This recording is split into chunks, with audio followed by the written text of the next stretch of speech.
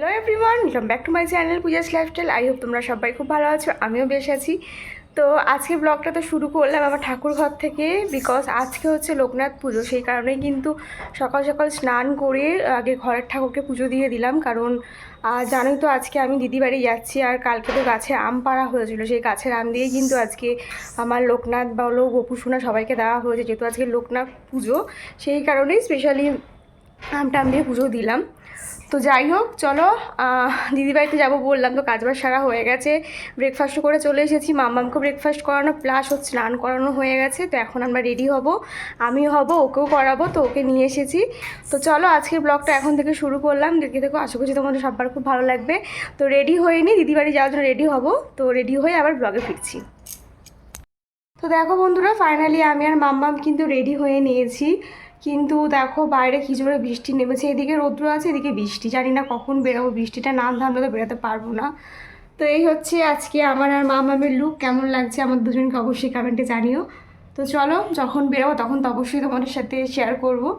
তো এখন টাটা করছি, আবার যখন বেরোবো তখন আবার ফিরছি। বলতে বলতে আমরা কিন্তু নিচে চলে এসেছি সবাই মিলে রেডি হয়ে। আর ওদিকে তোমাদের দাদাভাই এখন ব্যাগগুলো গাড়িতে প্যাক করছে, আর এই ফাঁকে মাম্মাম সবাইকে এখন টাটা করে দিচ্ছে। আর ওইদিকে দেখো তোমাদের দাদাভাই তো গাড়ি নিয়ে বেরিয়েও পড়লো। তো এবার আস্তে আস্তে সবাইকে টাটা করে আমরাও বেরিয়ে পড়ছি দিদিবাড়ি যাওয়ার জন্য। তো আমরা ফাইনালি বেরিয়ে পড়েছি। টাটা করে দাও, টাটা টাটা। আরে বাবা, টাটা টাটা করে দাও। মা ওখান দিয়ে টাটা করেছে। চলো বেরোনো যাক। ফাইনালি আমরা বেরিয়ে পড়েছি দিদি বাড়ি যাওয়ার জন্য। এই যে টাকা, এদিকে দেখাও, এই যে তোর তাকানোর মুড নেই, চলো যাওয়া যাক। হাইওয়েতে চলে আসলাম। আর যেহেতু একটু আগে বৃষ্টি হয়েছে, তার জন্য কিন্তু বৃষ্টি হওয়াতে হাইওয়ের ওয়েদারটা কিন্তু পুরোটাই চেঞ্জ হয়ে গেছে। যতটা ভাবছিলাম যে রোদের তাপ লাগবে, সেটা কিন্তু লাগছে না। এখনও যেহেতু একটু হালকা হালকা মেঘলা ওয়েদার আছে, তাই কিন্তু বেশ ঠান্ডা ঠান্ডা লাগছিল। আর আমাদের জার্নিটা যেন আরও বেশি সুন্দর হয়ে উঠেছিল এই ওয়েদারটার জন্য। আর আমার তো হাইওয়েতে আস্তে আস্তে যেতে আমার ভীষণই ভালো লাগে। এরকম একটা ওয়েদার পেলে কারই না ভালো লাগে।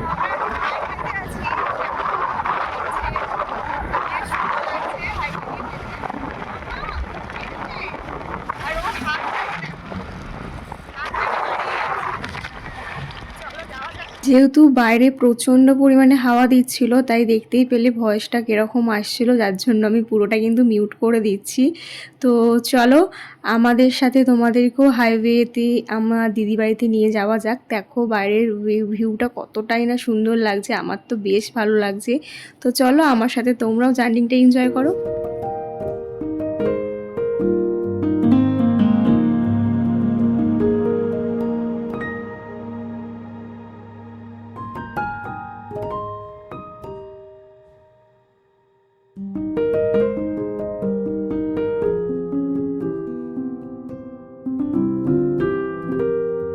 আমাদের কিন্তু হাইওয়ে জার্নি এখনের মতন শেষ। এখন আমরা দিদির বাড়ির রাস্তায় ঢুকে পড়ছি। এখান থেকে বেশ কিছুটা যেতে হয়। এই মোড়টার নাম হচ্ছে উচ্ছেঘর মোড়। এই ভেতর দিয়ে কিন্তু দিদির বাড়ি যেতে হয়, বেশ অনেকটাই বলতে পারো।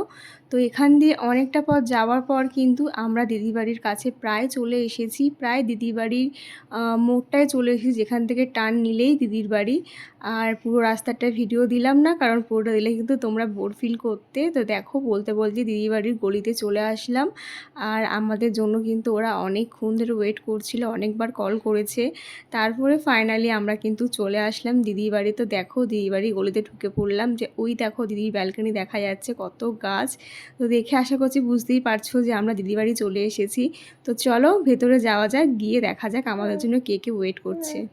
তো দেখো আসতে না আসতেই দেখি রিজু আমাদের জন্য ওয়েট করছিল। আর মাম্মাম তো এসেই কান্নাকাটি শুরু করে দিয়েছে, যেহেতু একটু অচেনা জায়গায় এসেছে, অচেনা লোকজন দেখছে, তাই কিন্তু আসতেই ওর কান্নাকাটি শুরু হয়ে গেছে।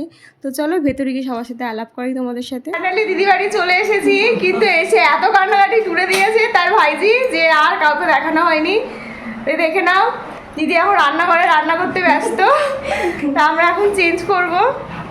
আর তোমাদেরকে পরে আমি দিদিবাড়ির রুম টুর দিয়ে দেবো। আবার দিদিবাড়িতে অনেক জিনিস আবার নতুনত্ব এসেছে, নতুন সব আবার কিছু গুছিয়েছে, সেগুলো কালকে দেবো রুম টুরটা। তার আগে চলো এখন ড্রেস চেঞ্জ করবো। মাম্মাম কি করছে দেখাই। এই যে কোথায় এসেছো? এসে কান্নাকাটি জুড়ে দিয়েছিল ম্যাডাম। কোথায়? এই যে এদিকে দেখাও। কাউকে চিনতে পারছে না, যার জন্য এসে কাঁদতে কাঁদতে একেবারে আবার একটু রেস্টও নিয়ে নিয়েছে। তো এখন এসি চালিয়ে দিয়েছে, এখন এখানে বসে আছে। মাম্মা এই যে দেখি না, ওকে এসে চেঞ্জ করে দিয়েছি। সবাইকে এখন খেলছে। তো চলো আমি এখন চেঞ্জ করে আসি, প্রচুর গরম লাগছে। তারপরে ওকে খাওয়াবো। রান্না করে রেখেছে ওর জন্য, চিকেন স্টু করে রেখেছে। তো চেঞ্জ করে নিই, তারপরে আবার ফিরছি। এবারে এসে অনেকটা টাইম কেটে গেছে। তারপর দিদি আমাকে দিয়ে দিয়েছিল এই মটন কষাটা, যেটা তোমাদের দাদাভাইকে টেস্ট করানোর জন্য নিয়ে চলে আসলাম। আর দিদির হাতে মটন, যেটার কোনো কথাই হবে না, দিদি কিন্তু খুব সুন্দর মটন বানায়। তো যাই হোক, তারপর কিন্তু আমরা লাঞ্চ টেবিলে চলে এসেছিলাম। প্রথমে তোমাদের দাদাভাই, জামাইবাবু আর রিজু, ওরা তিনজনে লাঞ্চ করে নিচ্ছিল। তারপর তো আমি আর দিদি মিলে বসলাম লাঞ্চ করতে। আর আজকে লাঞ্চে ছিল খারকোল পাতা বাটা, পটল চিংড়ি, মাটনের ঝোল, আর ছিল সাথে মাটন বিরিয়ানি, যেটা কিন্তু বড়দি আমাদের জন্য পাঠিয়েছিল। মানে আজকে রবিবারের লাঞ্চটা কিন্তু পুরো জমে গিয়েছিলো, সত্যি অসাধারণ হয়েছিল। প্রতিটা রান্না কিন্তু খুব সুন্দর করেছিল দিদি। তো এখন কিন্তু অনেকটাই বেলা হয়ে গেছে। এখন আমি আর দিদি মিলে গল্প করতে করতে আজকের লাঞ্চটা করছি। আর ওদিকে কিন্তু মাম্মাম ঘুমাচ্ছিল। মাম্মামের জন্য কিন্তু ছিল স্পেশাল চিকেন স্টু, যেটা কিন্তু দিদি বানিয়েছিল। ওটাও কিন্তু খুব সুন্দর হয়েছিল। তো সেটা মাম্মাম খেয়েছে আর রিজু খেয়েছে। আর আমরা এখন দেখো অনেক গল্প করছি। অনেকদিন পর দেখা হলে যেটা হয়, গল্পের যেন আমাদের শেষ হচ্ছে না, এসে থেকেই গল্প হচ্ছে। তো গল্প করতে করতে প্রায় বিকেল 4টে বেজে গেছে। এখন আমরা লাঞ্চ করছি।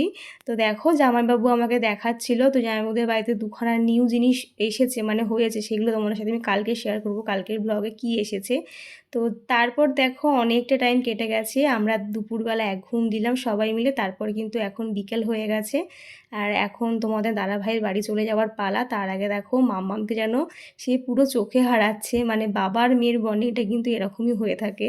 যেহেতু তোমাদের দাদাভাই চলে যাবে, তাই দেখো মাম্মামকে যেন ছাড়তেই চাইছে না। ওর একটু একটু মন খারাপ করছে, যেটা দেখেই বুঝতে পারছি। তো যাই হোক, দেখো তোমার দাদাভাই রেডি হয়ে নিয়েছে, এখন বেরাবে। তো আমরা সবাই মিলে এখন যাব তোমাদের দাদাভাইকে সিউ করতে।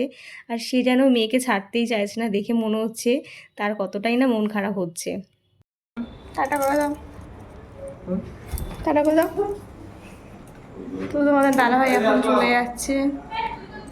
মনটা খারাপ লাগছে, কারণ ওকে ছাড়া অনেকদিন থাকে না। তো চলো ওকে সিউ করে দিয়ে আসি।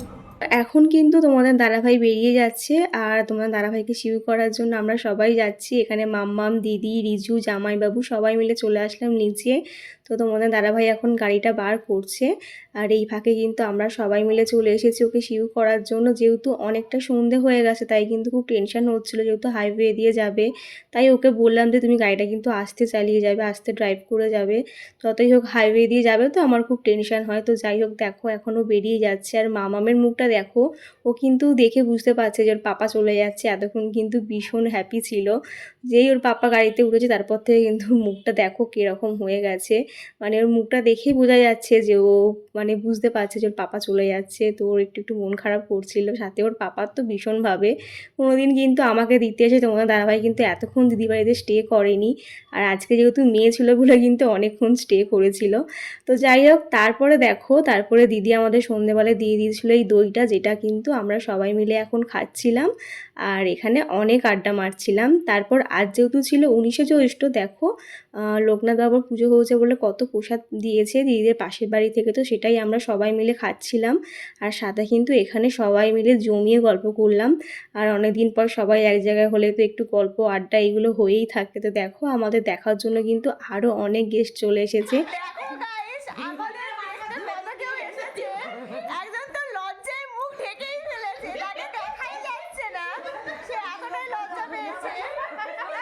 দেখতেই তো পেলে আজকে সন্ধেবেলাটা আমরা সবাই মিলে কিভাবে এনজয় করছিলাম। তো সবাই মিলে এক জায়গায় হলে না প্রচুর প্রচুর এনজয় হয়। তো দেখো আমরা সবাই কতটাই না এনজয় করেছি। আর আজকের সন্ধ্যাটা যে এত ভালোভাবে কাটবে আমরা কিন্তু কেউ ভাবতে পারিনি।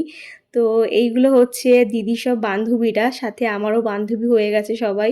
আর সবাই না ভীষণ ভালো। তো মাম্মাম আসলে কিন্তু সবাই মাম্মামকে দেখতে আসে, সাথে আমার সাথে অনেক গল্প করতে আসে।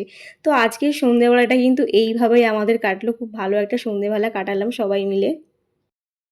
তো যাই হোক দেখো, এখন সন্ধেবেলায় আড্ডার পরে অনেকটা টাইম কেটে গেছে, এখন রাত্রির বাজে ঠিক 11টা। এখন ডিনার করে চলে এসেছি আমি, মাম্মাম, রিজু। মাম্মাম এই যে এই যে খুব দুষ্টুমি করছে জানো তো।